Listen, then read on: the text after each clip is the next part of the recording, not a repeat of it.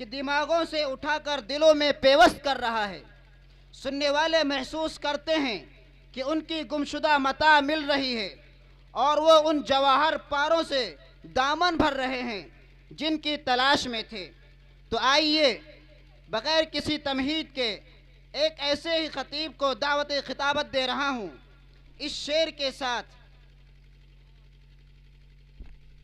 کہ کچھ ایسی بے خودی ہے تیرے انتظار میں، کچھ ایسی بے خودی ہے تیرے انتظار میں، تصویر بن چکا ہوں تیرے انتظار میں، آہٹ پہ کان در پہ نظر دل میں اشتقاق، آہٹ پہ کان در پہ نظر دل میں اشتقاق، آنکھوں کے اشک سوکھ گئے تیرے انتظار میں۔ میری مراد جناب حضرت مولانا مقید احمد صاحب ہیں، آپ تشریف لے کر آئیں اور اپنے تقریر حسنہ سے ہم سامعین کو مستفید فرمائیں۔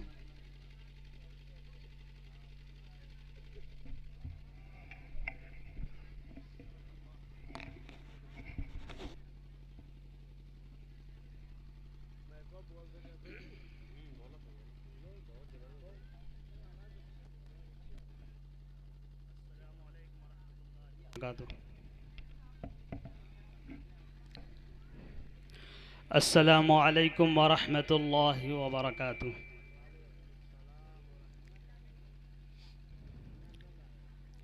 بسم اللہ الرحمن الرحیم، الحمد للہ رب العالمین والعاقبۃ للمتقین والصلاة والسلام على شمس الہدایۃ والیقین وعلى آلہ واصحابہ اجمعین، اما بعد فقد قال اللہ تبارک وتعالى في القرآن الكریم: اعوذ باللہ من الشیطان الرجیم، بسم اللہ الرحمن الرحیم، ان اللہ یأمر بالعدل والإحسان وإیتاء ذی القربى وینہی عن الفحشاء والمنکر والبغی یعظکم لعلکم تذکرون، صدق اللہ العظیم۔ اللہم صل علی سیدنا محمد وعلی آل سیدنا محمد وبارک وسلم۔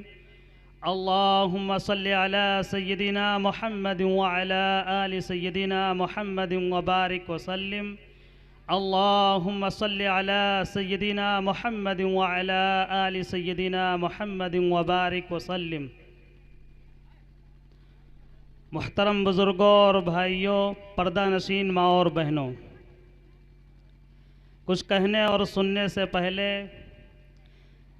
بطور ثواب اور بطور سعادت حضور پاک صلی اللہ علیہ وسلم کی بارگاہ میں درود شریف پڑھ لیتے ہیں۔ اللہم صلی علی سیدنا محمد وعلی آل سیدنا محمد وبارک وسلم۔ بیچ بیچ میں درود شریف پڑھتے رہیں، فائدے سے خالی نہیں ہے، اس لیے کہ بہت ساری روایتیں ہیں۔ ایک روایت میں ہے کہ کوئی ایک بار درود شریف پڑھتا ہے تو اس کے 10 گناہ معاف ہو جاتے ہیں۔ بیٹھے بٹھائے اگر ہمارے 10 گناہ مسلسل معاف ہو رہے ہیں، کتنی بڑی بات ہے۔ اور یہی نہیں بلکہ اسی روایت میں ہے کہ 10 گناہ معاف ہو جاتے ہیں اور اللہ کی 10 رحمتیں اس پر نازل ہوتی ہیں۔ اس کے علاوہ اس کے 10 درجے بلند کر دیے جاتے ہیں۔ یہ 3 بہت بڑا فائدہ درود شریف پڑھنے والے کو ملتا ہے، نقد۔ اس لیے بیچ بیچ میں درود شریف پڑھتے رہیں۔ آئیے ایک بار پھر مل کر کے پڑھ لیتے ہیں۔ اللہم صلی علی سیدنا محمد وعلی آل سیدنا محمد وبارک وسلم۔ بہت بہترین مجمع ہے ماشاءاللہ۔ بین الاقوامی شہرت یافتہ حضرت قاری محمد اشفاق صاحب بہرائچی نے اتنا بہترین نعت پڑھ کر کے پورا مجمع جما دیا ہے، اور دل کر رہا تھا کہ قاری صاحب پڑھتے ہی رہیں اور ہم سب سماعت کرتے رہیں۔ بہترین اشعار تھے۔ اللہ تعالیٰ قاری صاحب کو اجر جزیل سے نوازے، آمین۔ قاری محمد زید صاحب فرقانی جو اس دیار کے، اس گاؤں کے اور اس مدرسے کے جو ذمہ دار ہیں، جن کی سب سے زیادہ محنت ہے اس جلسے کو سنوارنے میں، بنانے میں، اس جلسے کو منعقد کرنے میں سب سے بڑا رول انہی کا ہے۔ ماشاءاللہ اس گاؤں میں انہوں نے کیسے کیسے لوگوں کو انوائٹ کیا، مدعو کیا ہے۔ یہ بڑی بہت تعجب والی بات ہے کہ اس گاؤں میں حضرت قاری اشفاق صاحب کی جہاں تشریف آوری ہے، انہوں نے جس طریقے سے ابھی ہمارے سامنے نعت پڑھ کر کے سنایا ہے، اور اس کے علاوہ ایک بہت دور دراز سے اور یوٹیوب کی دنیا میں چھائے ہوئے مشہور اور معروف نام ہے حضرت مفتی سعد النجیب صاحب کا۔ موبائل چلانے والے جانتے ہیں، زبردست ملکہ اللہ تبارک و تعالیٰ نے ان کو دیا ہے بیان کرنے کا۔ بیان کرتے ہیں اس انداز سے، اس انوکھے انداز سے، اس منفرد انداز سے کہ ان کا بیان جب کوئی سننے کے لیے بیٹھ جائے گا تو جب تک ان کا مکمل بیان نہیں ہو جائے گا کوئی اٹھے گا نہیں۔ اتنا بہترین اللہ نے ان کو اس نعمت سے نوازا ہے، بیان کرنے کا اللہ نے ان کو ملکہ دیا ہے۔ وہ بیان ان کا ابھی باقی ہے، بیچ بیچ میں اپنے بیان کے بیچ میں بہترین انداز میں اور آواز میں نظم بھی پڑھتے ہیں، اور جو بات کہتے ہیں اس بات کو اشعار میں بھی اس کو پیش کرتے ہیں۔ ان کا بیان بچا ہوا ہے، انشاءاللہ ان کا بیان ہوگا، اور بیان اور اس کے بعد پھر دعا اور جو بھی جلسے کے اور باقی پروگرام ہے اس سارے پروگرام کو انشاءاللہ سن کر کے اور عمل کی نیت سے انشاءاللہ بیٹھے رہیں گے، عمل بھی کریں گے، جو باتیں ہمارے سامنے آئے گی آخر تک انشاءاللہ دعا تک ہم سب بیٹھے رہیں گے۔ اللہ تبارک و تعالی ہم سب کے بیٹھنے کو قبول فرمائے، سننے سنانے کو قبول فرمائے۔ میں بہت زیادہ دیر آپ کے بیچ میں حائل نہیں رہوں گا، بہت مختصر قرآن عظیم الشان کی ایک آیت ہے، اس آیت کا معنی تفسیر بیان کر کے انشاءاللہ اپنی بات کو ختم کر دوں گا۔ اللہ تعالیٰ سے دعا کریں کہ اللہ تعالیٰ جو کچھ قرآن کی آیت کی تفسیر اور معنی کے لحاظ سے سامنے آئے اس پر ہم سب کو عمل کرنے کی توفیق عطا فرمائے، آمین۔ قرآن کی جس آیت کی تلاوت کی گئی ہے یہ آیت بہت ہی مشہور و معروف ہے، اور جمعہ میں اس آیت کو ہم سب سنتے ہیں اپنے امام صاحب سے، جب وہ خطبے کے لیے کھڑے ہوتے ہیں تو اس آیت کو سنتے ہیں، ان اللہ یأمر بالعدل والاحسان وایتاء ذی القربى وینہی عن الفحشاء والمنکر والبغی یعظکم لعلکم تذکرون۔ یہ آیت بہت اہم ہے، بہت ہی جامع ہے۔ ویسے قرآن عظیم الشان کی ہر آیت جامع ہے، اپنے اندر بہت معنی مطلب لیے ہوئی ہے، لیکن اس آیت کو اگر غور کریں 1000 سال سے جمعے میں ہر خطیب خطبے میں اس آیت کو پڑھتا ہے، اور ہم سب جب جمعہ پڑھنے کے لیے جاتے ہیں تو خطبے میں اس آیت کو سنتے ہیں۔ آج ذرا اس کا معنی سمجھیں، اس میں کیا فرمایا گیا ہے، اللہ تبارک و تعالیٰ نے اس میں کیا فرمایا ہے۔ اس آیت میں یہ آیت اتنی عظیم الشان ہے کہ اس آیت کو ایک حضرت اقسم سیفی رضی اللہ تعالیٰ عنہ، ایک صحابی ہیں جو پہلے مسلمان نہیں ہوئے تھے، ان کے ایمان لانے کا سبب یہی آیت بنی۔ وہ اپنے قبیلے کے سردار تھے، جب ان کو پتہ چلا کہ مکۃ المکرمہ میں محمد صلی اللہ علیہ وسلم نے اپنے نبوت کا اعلان کیا ہے، ایک خدا کی طرف وہ لوگوں کو بلا رہے ہیں اور بتوں سے لوگوں کو دور کر رہے ہیں، تو ان کو حضور صلی اللہ علیہ وسلم سے ملنے کا شوق پیدا ہوا، لیکن لوگوں نے منع کیا کہ ایسا ہے کہ آپ سردار ہیں قبیلے کے، پہلے آپ نہ جائیں، بلکہ ہم لوگ چلے جاتے ہیں اور وہاں کا ماحول دیکھ آتے ہیں، اس کے بعد پھر آپ جائیں گے ملاقات کے لیے۔ حضرت اقسم بن سیفی رضی اللہ تعالیٰ عنہ نے چند لوگوں کو بھیجا کہ جا کر کے ماحول کا جائزہ لے کر کے آؤ۔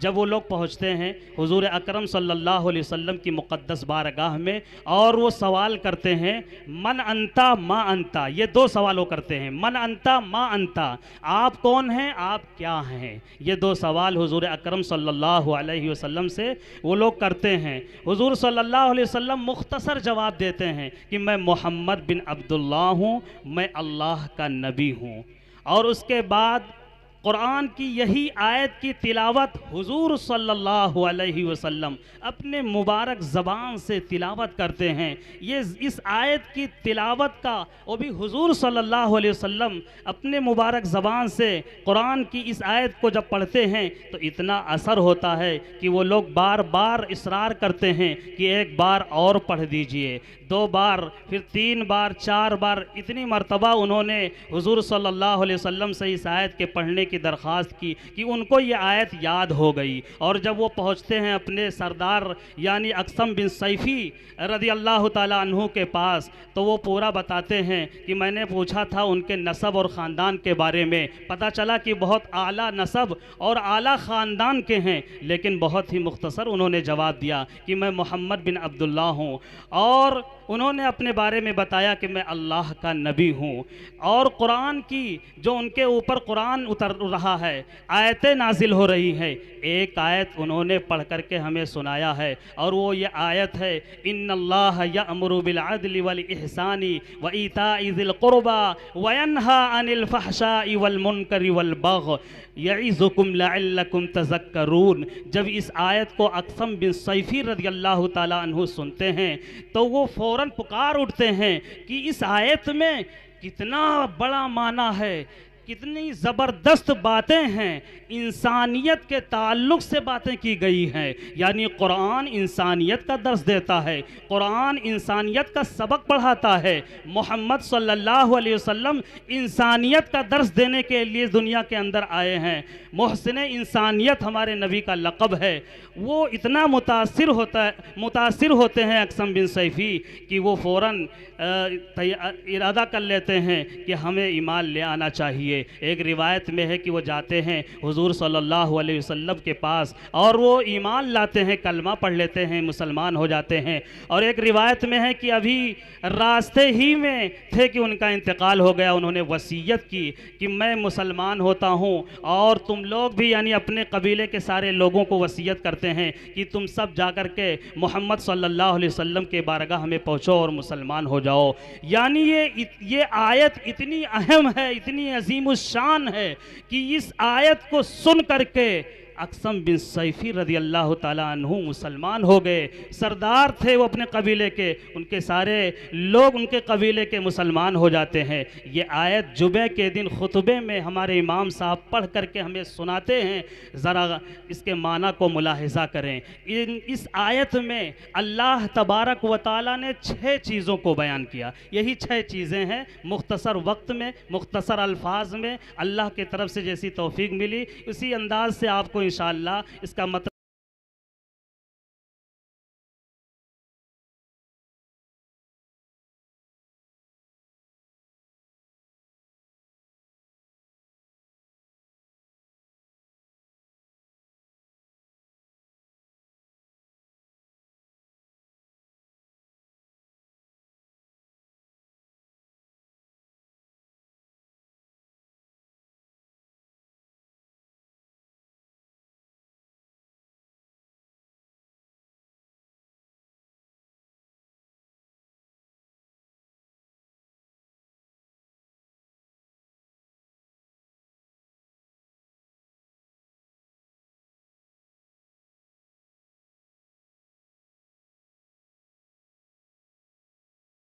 انسان سے بدتر ہے، انسان کے اندر وحشی پن آ گیا ہے، درندہ پن آ گیا ہے، گنوار پن ہے۔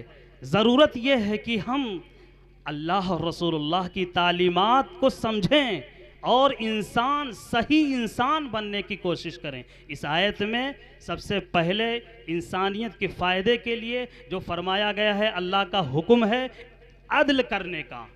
ان اللہ یأمر بالعدل، یہ بہت ہی مختصر لفظ ہے عدل، عین دال لام، یہ 3 لفظ ہے لیکن اس کا مفہوم بہت وسیع ہے، اس کے معنی بہت طویل ہیں، عدل کا مطلب بہت لمبا ہے۔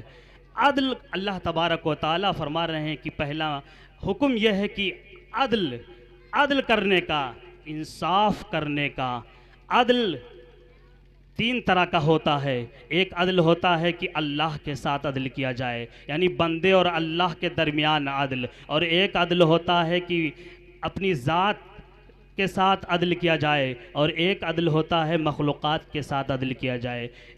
بندے اور اللہ کے ساتھ جو عدل ہوتا ہے، اس عدل کا مطلب یہ ہے کہ ہم اللہ کو اللہ سمجھیں۔ اللہ تبارک و تعالیٰ کی جب اتنی نعمتیں ہمارے اوپر ہیں، وَإِن تَعُدُّوا نِعْمَةَ اللَّهِ لَا تُحْصُوهَا، کہ اللہ کی نعمتیں اگر تم شمار کرنا چاہو، اللہ کی نعمتیں گننا چاہو تو اللہ کی نعمتیں گن نہیں سکتے ہو، شمار نہیں کر سکتے ہو۔ اللہ کی اتنی نعمتیں ہیں، جب اتنا انعام اللہ کا ہے، اتنی نعمتیں ہیں اللہ کی، تو اللہ تبارک و تعالیٰ کے ساتھ انصاف کا تقاضا یہ ہے کہ ہم اللہ کو سب کچھ سمجھیں، اللہ کے سامنے سر کو جھکائیں، اللہ کی عبادت کریں، اللہ کے حکموں پر عمل کریں۔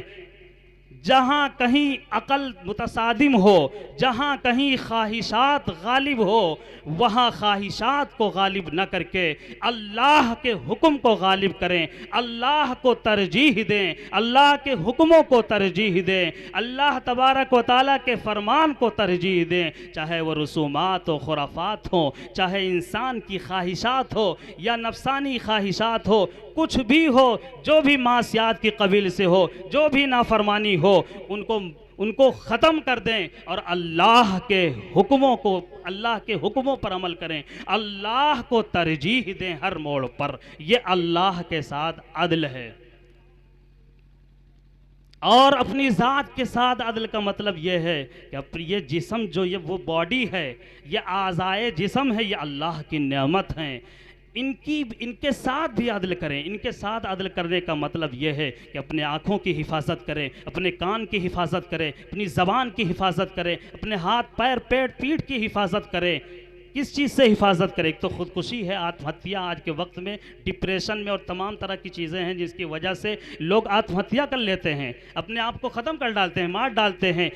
حدیث میں روایت میں ہے، بہت سخت گناہ بتایا گیا ہے کہ جو کوئی خودکشی کر کے مرتا ہے، جس طریقے سے مرتا ہے، ایک لمبی اور طویل حدیث ہے کہ جس طریقے سے وہ اپنے آپ کو ہلاک کرے گا، اپنے آپ کو ختم کرے گا، اسی قسم کا عذاب مرنے کے بعد اس کو دیا جائے گا۔ اگر وہ گولی مار کر کے اپنے آپ کو ختم کرتا ہے، پانی میں ڈوب کر کے اپنے آپ کو ختم کرتا ہے، کود کر کے اپنے آپ کو ختم کرتا ہے، اسی قسم کا عذاب مرنے کے بعد اس کو دیا جائے گا۔ یہ انسان اور اپنی ذات کے ساتھ عدل یہ ہے۔ اور باطنی اعتبار سے بھی اپنے اعضائے جسم کی حفاظت کریں، یعنی اپنے آنکھوں کی حفاظت کریں غلط چیز کے دیکھنے سے، اپنے کانوں کی حفاظت کریں غلط چیز سننے سے، اپنی زبان کی حفاظت کریں جھوٹ سے، غیبت سے، بدگوئی سے، اور اسی طرح پیٹ کی حفاظت کریں حرام لقمے سے، قدم کی حفاظت کریں غلط جگہ اٹھنے سے، ہاتھ کی حفاظت کریں غلط جگہ پڑنے سے۔ یہ اپنے اعضائے جسم کے ساتھ عدل یہ ہے۔ اور تیسرا عدل یہ ہے کہ مخلوقات کے ساتھ عدل کیا جائے، لوگوں کے ساتھ عدل کیا جائے، جس کو کہتے ہیں کہ کسی کے ساتھ بھی ناانصافی نہ ہو، زیادتی نہ ہو، ظلم نہ ہو، انصاف ہو، عدل ہو۔ اور اللہ تبارک و تعالیٰ کو یہ بہت پسند ہے۔ عدل کا جب معاملہ آتا ہے تو حضرت عمر فاروق رضی اللہ تعالیٰ عنہ کا وہ فیصلہ یاد آ جاتا ہے۔ حضرت عمر فاروق رضی اللہ تعالیٰ عنہ کا فیصلہ، بہت سے واقعات ہیں صحابہ کرام کے۔ ایک واقعہ، مدینے میں چونکہ مسلمان بہت سے ایسے ہو گئے تھے جو بظاہر مسلمان ہوئے تھے لیکن وہ منافق تھے، بظاہر مسلمان ہوئے تھے، تو ان کا معاملہ یہ تھا جب کبھی کوئی جھگڑا ہو جاتا تھا یہودی اور منافق کے درمیان، تو منافق جو بظاہر کلمہ پڑھتا تھا، نماز پڑھتا تھا، وہ جھگڑے کو یہودی سردار کے پاس لے جایا کرتا تھا، اور اس کو پتہ تھا، منافق کو پتہ تھا، اسی طرح غیر مسلموں کو پتہ تھا، یہودیوں کو پتہ تھا، سب کو پتہ تھا کہ جب جھگڑے کا فیصلہ محمد صلی اللہ علیہ وسلم سے کروائیں گے تو محمد صلی اللہ علیہ وسلم عدل کے ساتھ فیصلہ کریں گے، انصاف کریں گے، صحیح فیصلہ کریں گے۔ اس لیے منافق گھبراتے تھے اور محمد صلی اللہ علیہ وسلم کے پاس جلدی فیصلہ کرانے کے لیے نہیں جاتے تھے۔ لیکن یہودی بضد ہوا کہ نہیں، یہ اس جھگڑے کا فیصلہ حضور صلی اللہ علیہ وسلم یعنی محمد صلی اللہ علیہ وسلم کریں گے۔ چنانچہ جب یہ معاملہ گیا، حضور صلی اللہ علیہ وسلم نے دونوں فریق کے معاملات کو، ان کے باتوں کو سنا اور اس کے بعد فیصلہ کر دیا، یہودی کے حق میں فیصلہ کر دیا۔ منافق بڑا تل ملایا اور کہنے لگا کہ یہ فیصلہ ہم ایک بار حضرت عمر سے بھی کرواتے ہیں۔ اس کو یہ لگا کہ حضرت عمر فاروق رضی اللہ تعالی عنہ یہودیوں کے سخت مخالف ہیں، تو یہودی کے حق میں فیصلہ نہیں کریں گے بلکہ وہ ہمارے حق میں فیصلہ کریں گے۔ یہ سوچ کر کے اسے وہ کہنے لگا کہ ہم چلتے ہیں اور عمر سے فیصلہ کرواتے ہیں۔ اور جب وہ پہنچتے ہیں، حضرت عمر فاروق رضی اللہ تعالی عنہ کو پتہ چلتا ہے کہ یہ لوگ حضور صلی اللہ علیہ وسلم کے یہاں سے آ رہے ہیں اور ہمارے نبی صلی اللہ علیہ وسلم نے ان کا فیصلہ کر دیا ہے، تو حضرت عمر فاروق رضی اللہ تعالیٰ عنہ کو غصہ آتا ہے اور تلوار نکالتے ہیں اور فرماتے ہیں کہ جس کو ہمارے نبی کا فیصلہ منظور نہ ہو، عمر کی تلوار اس کا فیصلہ کرے گی، اور اس کی منافق کی گردن کو کاٹ دیتے ہیں۔ یہ عدل ہے، یہ انصاف ہے۔ عدل اور انصاف کرنا، مخلوقات کے ساتھ انصاف کرنا۔ اللہ تبارک و تعالیٰ نے فرمایا کہ عدل کرو۔ پہلا حکم جو ہے وہ عدل کرنے کا ہے، انصاف کرنے کا ہے۔ ان اللہ یأمر بالعدل والاحسان، اور دوسرا جو اللہ کا حکم ہے وہ احسان کرنے کا ہے۔ مختصر الفاظ میں بیان کرنے کی کوشش ہو رہی کہ بہت زیادہ طویل نہ کیا جائے۔ احسان کا مطلب ہے کہ کسی چیز کو خوبصورت کرنا، اچھا کرنا، بہتر بنانا۔ اللہ تبارک و تعالیٰ نے بھی قرآن میں بیان فرمایا ہے لِيَبْلُوَكُمْ أَيُّكُمْ أَحْسَنُ عَمَلًا، کہ ہم نے زندگی اور موت اس لیے دی، لوگوں کو اس لیے پیدا کیا تاکہ لوگوں کو دیکھیں کہ کون اچھا عمل کرتا ہے۔ احسن عملا، کون اچھا عمل کرتا ہے۔ اللہ تبارک و تعالیٰ کے یہاں اصل کوالٹی ہے، کوانٹٹی نہیں ہے۔ اللہ تبارک و تعالیٰ نے یہ نہیں بیان فرمایا کہ اکثر عملا، کہ کون زیادہ عمل کرتا ہے۔ اللہ تبارک و تعالیٰ نے فرمایا کون اچھا عمل کرتا ہے۔ معلوم یہ ہوا کہ اللہ کے بارگاہ میں کوئی عمل قابل قبول اس وقت ہے جب اس کے اندر دو چیزیں ہوں، ایک اخلاص کے ساتھ ہوں اور ایک شریعت کے موافق ہوں۔ اگر اخلاص کے ساتھ کوئی عمل نہ کیا جائے تو اللہ کے بارگاہ میں وہ قابل قبول نہیں ہے، اور اسی طرح اگر وہ شریعت کے موافق نہ ہو، غیر شرعی عمل ہو، تو چاہے جتنا دیکھنے میں اچھا لگے وہ بھی اللہ کے بارگاہ میں قابل قبول نہیں ہے۔ تو ایک مطلب تو یہ ہوتا ہے احسان کا کہ عمل کو اچھا کرنا، خوبصورت بنانا۔ اور حدیث جبرائیل میں حضرت جبرائیل علیہ السلام نے اللہ کے رسول صلی اللہ علیہ وسلم سے پوچھا مل احسان، احسان کیا ہے؟ اللہ تبارک و تعالیٰ نے فرمایا، اللہ کے رسول صلی اللہ علیہ وسلم نے جواب دیا تھا کہ احسان یہ ہے کہ کوئی نمازی نماز پڑھے تو یہ دھیان رکھ کر کے نماز پڑھے کہ اللہ اس کو دیکھ رہے ہیں، یا یہ کیفیت نہ ہو تو یہ کیفیت ہو کہ نمازی اللہ کو دیکھ رہا ہے، یعنی ہم اللہ کو دیکھ رہے ہیں۔ دونوں میں سے کوئی ایک چیز ہو کہ اللہ ہمیں دیکھ رہے ہیں یا ہم اللہ کو دیکھ رہے ہیں۔ یہ ایک نمونہ، ایک فارمولہ اللہ کے رسول صلی اللہ علیہ وسلم نے احسان کا دیا کہ احسان یہی ہے کہ انسان کوئی بھی عمل کرے، یہ نماز ہی تک خاص نہیں ہے بلکہ کچھ بھی کریں، کوئی بھی عمل کریں، ہر عمل اور ہر حرکات کے وقت ہمارے ذہن میں، ہمارے تصور میں یہ ہو کہ اللہ ہمیں دیکھ رہا ہے۔ اگر ہمارا کوئی بھی عمل ہوگا اس تصور کے ساتھ، اس خیال کے ساتھ کہ اللہ ہمیں دیکھ رہا ہے تو غلط نہیں ہوگا، اس لیے کہ اللہ کا جب استحضار ہوگا تو کوئی غلط کام نہیں ہوگا۔ تو احسان کا ایک مطلب یہ ہے، اور احسان کے اندر یہ معنی بھی ہے کسی کے ساتھ بھلائی کرنا، کسی کے ساتھ اچھا کرنا، جس کو قرآن عظیم الشان میں اللہ تبارک و تعالیٰ نے بیان فرمایا ہے وَأَحْسِنُوا إِنَّ اللَّهَ يُحِبُّ الْمُحْسِنِينَ، احسان کرو، ان اللہ یحب المحسنین، بے شک اللہ تبارک و تعالیٰ احسان کرنے والوں کو پسند فرماتے ہیں۔ کسی کے ساتھ اچھائی کرنا، کسی کے ساتھ بھلائی کرنا۔ انسان تو کیا انسان، مذہب اسلام میں، اللہ کے نبی صلی اللہ علیہ وسلم کی تعلیمات میں تو یہاں تک ہے کہ کوئی انسان ہی کے ساتھ نہیں بلکہ کسی حیوان کے ساتھ کوئی اگر بھلائی کرتا ہے، ہمدردی کرتا ہے ایک روایت میں ہے، بخاری شریف کی روایت میں ہے، ایک پیاسے کتے کو ایک فاحشہ بدکار عورت نے صرف پیاسا دیکھ کر کے، کہ کتا پیاس سے بلبلا رہا ہے، پیاس سے تڑپ رہا ہے، اس گنہگار عورت نے ایک عمل کیا تھا کہ اس کو کنویں سے پانی نکال کر کے اس کو پلا دیا تھا۔ بخاری شریف کی روایت ہے کہ اس کو توبہ کی توفیق ملی، اور اس عمل کی برکت سے اللہ تبارک و تعالیٰ نے اس کو جنت میں داخل کر دیا۔ یہ جانوروں کے ساتھ اگر کوئی احسان کرتا ہے، کوئی بھلائی کرتا ہے، کوئی ہمدردی کرتا ہے، تو اللہ کے ہاں اتنی وسعت ہے، اللہ کے ہاں مغفرت کے فیصلے ہو جاتے ہیں۔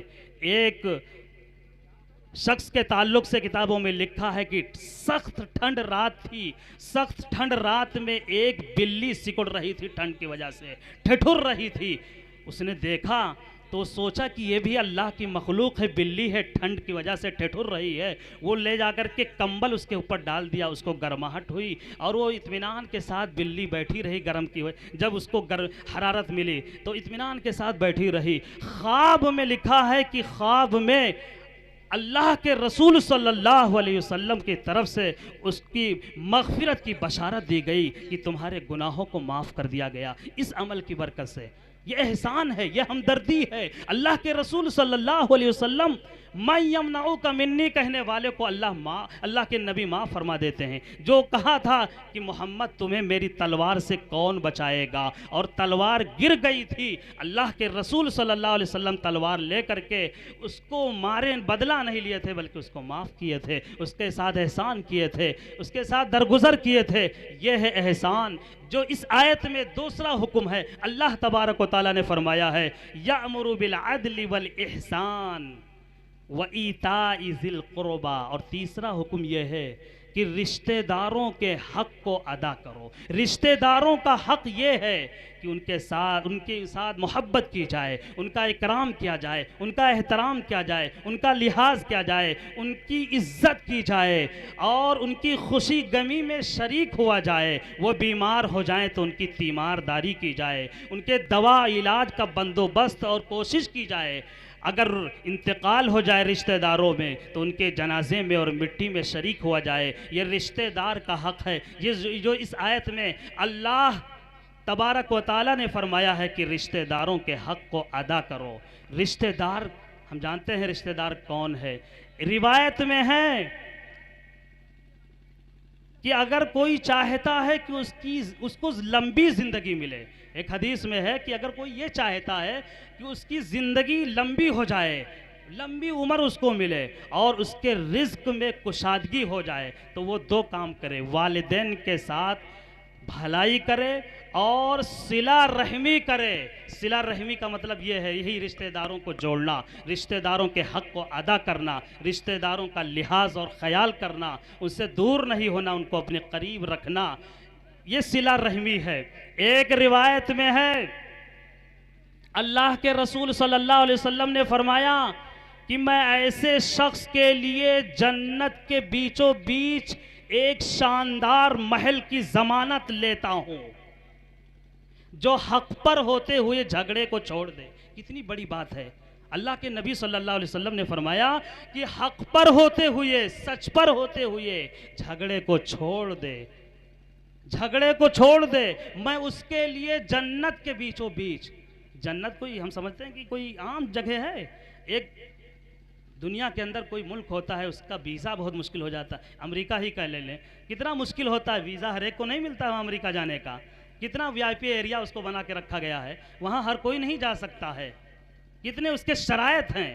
تو جنت ایسے آسان جگہ ہے کہ مرے گئے جنت میں، اس کے بھی بڑے شرائط ہیں، ہر کوئی ایسے جنت میں نہیں چلا جائے گا۔ نعرہ تکبیر، بڑے شرائط رکھے علماء گئے ہیں۔ اہل سنت حضرت مولانا مفتی سعد النجیب صاحب بہار، نعرہ تکبیر۔ اللہ کے رسول صلی اللہ علیہ وسلم نے ایسے شخص کے لیے جنت میں شاندار محل کی ضمانت لی ہے، جو حق پر ہوتے ہوئے بھی جھگڑے کو چھوڑ دے۔ آج ہمارے گھروں کا کیا حال ہے، آج ہمارے رشتہ داروں کا کیا حال ہے، کس طریقے سے بول چال بند، جھگڑا اتنا شدید ہوتا ہے، میاں بیوی میں آئے دن انبن رہتا ہے، ہوتا رہتا ہے جھگڑا، طلاق تک نوبت آ جاتی ہے، کتنی طلاقیں ہو رہی ہیں۔ شیطان کو روایت میں ہے، کتابوں میں لکھا ہے کہ شیطان کو سب سے زیادہ دو چیزوں پہ خوشی ہوتی ہے۔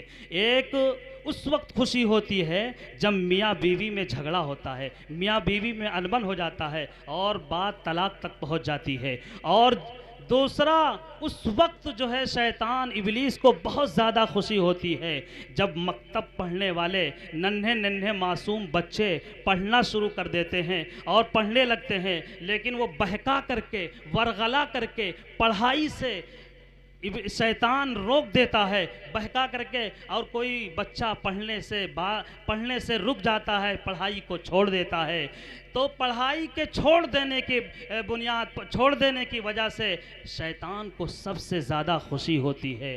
اور ایک موقع ایسا بھی آتا ہے، کتابوں میں لکھا ہے کہ شیطان کو سب سے زیادہ رونا آتا ہے، چیخیں مار مار کر کے روتا ہے، دھاڑے مار مار کر کے ابلیس شیطان روتا ہے۔ وہ اس وقت روتا ہے کہ جب کوئی گنہگار بندہ اللہ کے سامنے اپنے ہاتھوں کو پھیلا کر کے رات کی تاریکی میں سچے دل سے اپنے گناہوں پہ معافی مانگ لیتا ہے، نہ کرنے کا عہد اور عزم کر لیتا ہے، اور اللہ تبارک و تعالیٰ اس کے توبہ کو قبول فرما لیتے ہیں۔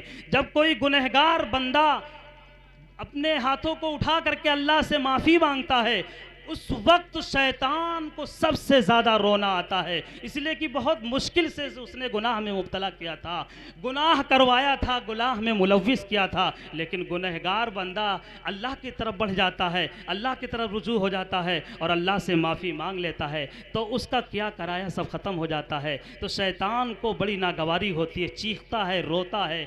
ہم سب عہد کریں کہ ہم ہر وقت شیطان کو رلائیں گے۔ اگر ہم سے جانے انجانے میں کبھی لغزش، کوئی خطا، کوئی گناہ اگر ہم سے ہو جاتا ہے تو اس پر ہم قائم نہ رہیں، پتہ نہیں کب موت آ جائے، اللہ کے سامنے ہاتھ اٹھا کر کے سچے دل سے معافی مانگ لیں، گناہوں سے توبہ کر لیں اور شیطان کو رونے پر مجبور کر دیں۔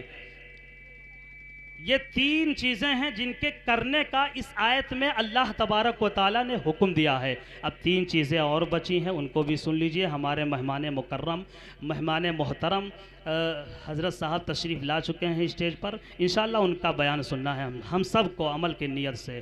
تین چیزیں اس آیت میں جن کے کرنے سے اللہ تعالیٰ نے منع کیا ہے کہ یہ چیزیں نہیں ہونی چاہیے۔ پہلی چیز کیا ہے؟ وَيَنْهَا عَنِ الْفَحْشَاءِ، کھلی برائی سے، فحش، کھلی ہوئی برائی سے اللہ تبارک و تعالیٰ منع فرماتا ہے۔ اللہ منع فرماتے ہیں کھلی ہوئی برائی سے۔ کھلی ہوئی برائی آج کے وقت میں ہمارے سامنے سب سے بڑی چیز تو یہ انٹرنیٹ اور موبائل کے ذریعے سے ہو رہا ہے۔ سب سے زیادہ فحش، سب سے زیادہ کھلی برائی کا ارتکاب موبائل کے ذریعے سے ہو رہا ہے۔ بہت سے لوگ اس میں ملوث ہیں۔ ایک کتاب مطالعے کے دوران کتاب میں ایک واقعہ پڑھنے میں ملا کہ یہ حیا اور پاک دامنی ایک کتاب ہے، پیر ذوالفقار صاحب نقشبندی دامت برکاتہ علیہ کی۔ انہوں نے لکھا کہ ایک بڑے صاحب کو جو ہے جنگل میں ابلیس سویا ہوا ملا۔ انہوں نے پوچھا تمہارا کام تو سونا ہے نہیں، تمہارا کام تو لوگوں کو بہکانا ہے، تم اتنے خراٹے کے ساتھ کیوں سو رہے ہو؟ تو ابلیس نے کہا کہ میں سو رہا ہوں اس لیے کہ یہ ہمارا کام موبائل اور انٹرنیٹ سے پورا ہو رہا ہے۔ موبائل کے ذریعے سے، انٹرنیٹ کے ذریعے سے جو ہمیں گمراہ کرنا چاہیے، لوگوں کو بہکانا چاہیے، تمام طرح کے خرافات میں لوگوں کو ملوث کرنا چاہیے، وہ انٹرنیٹ کر رہا ہے۔ ہمارا کام رکا نہیں ہے، ہمارا کام موبائل کے ذریعے سے ہو رہا ہے، اس لیے اب ہمیں زیادہ محنت کی ضرورت نہیں ہے، ہم آرام کر رہے ہیں۔ قرآن عظیم الشان میں اللہ تبارک و تعالیٰ نے فرمایا وَلَا تَقْرَبُوا الزِّنَا إِنَّهُ كَانَ فَاحِشَةً وَسَاءَ سَبِيلًا، زنا کے قریب نہ جاؤ۔ یہ نہیں فرمایا کہ زنا نہ کرو، زنا کے جو بھی قربت والی چیزیں ہیں اس کو وہاں تک پہنچانے والی جو ذرائع ہیں، جو چیزیں ہیں، ان سے ہی اللہ تبارک و تعالیٰ نے اس آیت میں منع فرما دیا ہے اور فرمایا ہے کہ یہ فحش چیز، کھلی ہوئی برائی ہے اور برا راستہ ہے۔ مسئلے کے اعتبار سے ہم سمجھ لیں کہ ہر وہ چیز جس کو ہم بغیر موبائل کے دیکھ سکتے ہیں ان کا دیکھنا موبائل میں بھی جائز ہے، اور جو چیزیں ہم باہر نہیں دیکھ سکتے ہیں یا سن نہیں سکتے ہیں ان کا دیکھنا اور سننا موبائل میں بھی حرام اور ناجائز ہے۔ قرآن کی ایک آیت میں مردوں اور عورتوں کو اللہ تبارک و تعالیٰ نے فرمایا ہے وَقُلْ لِلْمُؤْمِنِينَ يَغُضُّوا مِنْ أَبْصَارِهِمْ وَيَحْفَظُوا فُرُوجَهُمْ ذَلِكَ أَزْكَىٰ لَهُمْ۔ محبوب نبی فرما دیجئے ایمان والوں سے کہ وہ اپنی نگاہوں کو نیچی کر لیں، یغضوا من ابصارہم، اپنی نگاہوں کو نیچی رکھیں، اپنی نگاہوں کی حفاظت کریں اور اپنے شرمگاہوں کی حفاظت کریں، یہ ذالک ازکی لہم، یہ بہتر ہے ان کے لیے۔ اور عورتوں کے تعلق سے بھی اسی طرح اللہ تبارک و تعالیٰ نے قرآن عظیم الشان میں بیان فرمایا وَقُلْ لِلْمُؤْمِنَاتِ يَغْضُضْنَ مِنْ أَبْصَارِهِنَّ وَيَحْفَظْنَ فُرُوجَهُنَّ وَلَا يُبْدِينَ زِينَتَهُنَّ، کیا عورتیں اپنی نگاہوں کو نیچی کر لیں، اپنی شرمگاہوں کی حفاظت کریں۔ اور ایک اضافہ اللہ تبارک و تعالیٰ نے اور کیا عورتوں کے لیے کہ اپنی زیب و زینت کو، اپنی خوبصورتی کو ظاہر کرتے ہوئے ایسے باہر نہ چلیں۔ یہ عریانیت کو پھیلانا، جو عریانیت کا ایک یلغار ہے، ہر طرف عریانیت ہے، ننگا پن ہے، فحش ہے، کھلی برائیوں کا ارتکاب ہے، دیکھنا اور سننا ہے، یہ شیطانی مشن ہے۔ قرآن عظیم الشان میں اس چیز کو اللہ تبارک و تعالیٰ نے بیان فرمایا ہے اس وقت جب ابلیس نے بہکا کر کے حضرت آدم علیہ السلام سے معمولی لغزش ہوئی، اور جس کی وجہ سے جنتی پوشاک کو اتروا دیا، جنتی کپڑوں کو اتروا دیا، یعنی جنت میں ہمارے دادا حضرت آدم اور ہماری دادی حضرت حوا علیہ السلام کے کپڑوں کو اتروا دیا، ننگا کر دیا۔ اس کو اللہ تبارک و تعالیٰ نے بیان فرمایا ہے یا بنی آدم لا یفتننکم الشیطان کما اخرج ابویکم من الجنت ینزع عنہما لباسہما لیریہما سوآتہما۔ اے آدم کی اولاد، ابلیس کے فتنے میں نہ پڑنا، یہ ابلیس کا فتنہ ہے۔ کما اخرج ابویکم من الجنتی، جیسے کہ تمہارے ماں باپ یعنی آدم اور حوا کو جنت سے نکلوایا، اور یہی نہیں ینزع عنہما لباسہما لیریہما، ان کے کپڑوں کو بھی جنت میں اتروا دیا اور ان کے شرمگاہوں کو ظاہر کروا دیا۔ یہ عریانیت کو پھیلانا، ننگے پن کو پھیلانا، یہ اسی وقت سے یعنی جنت سے ایک مشن ہے اور ایک ابلیسی نظام ہے کہ کیسے ننگا پن کو پھیلایا جائے۔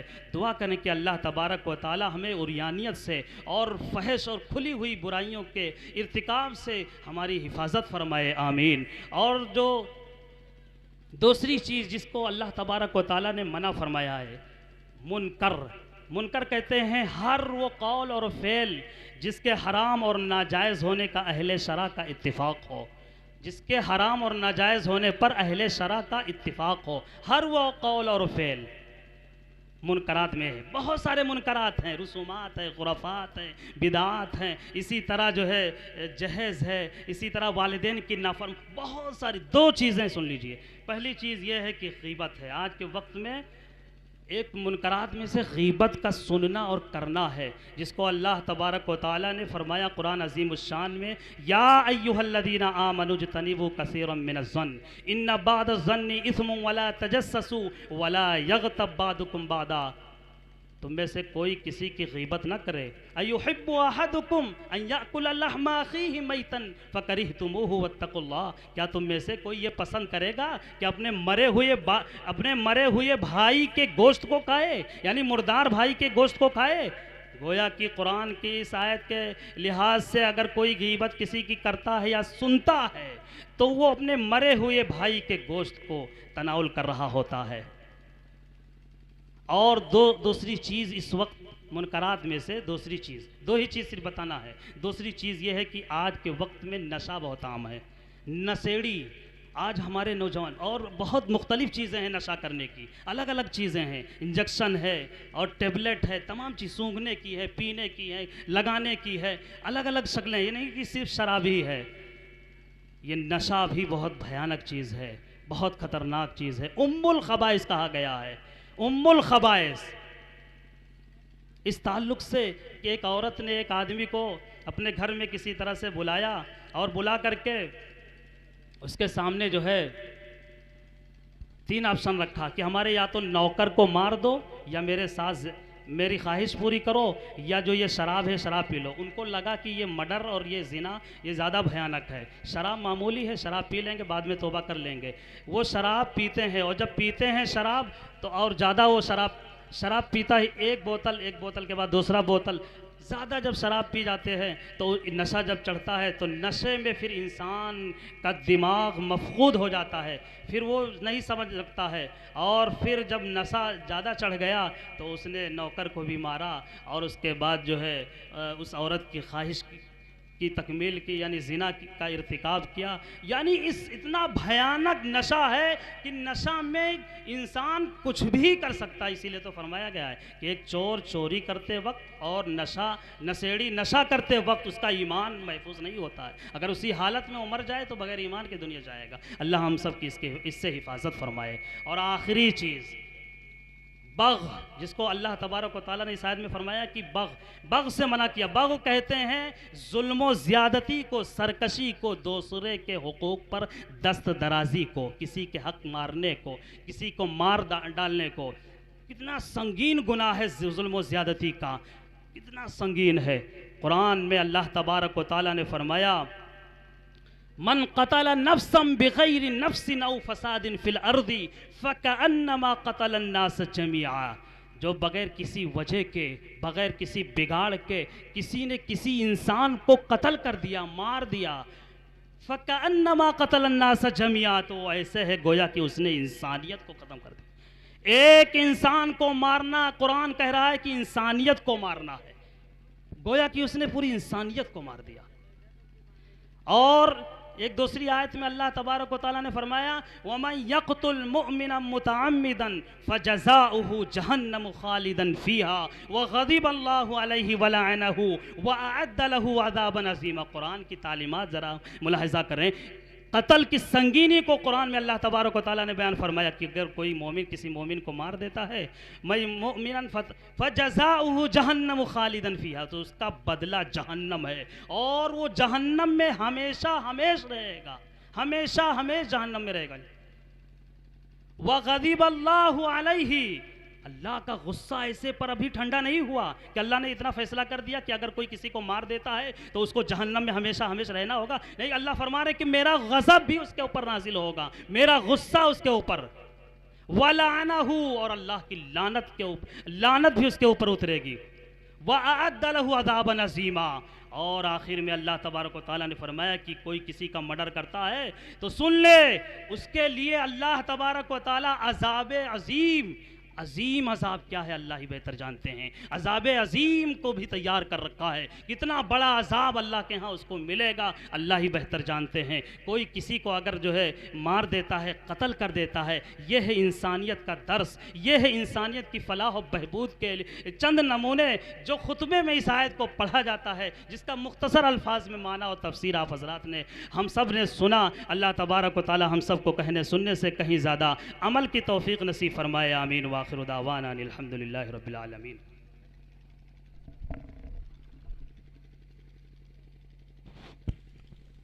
جزاک اللہ خیرہ۔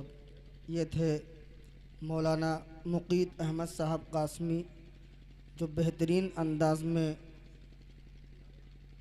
بیانات کو سنا کر ہم سامعین کے قلوب کو منور و مجلہ فرمائے۔ شہبان احمد انصاری صاحب جو منگرے پورہ کے رہنے والے ہیں، یہ IMIM پارٹی کے کینڈیڈیٹ ہیں۔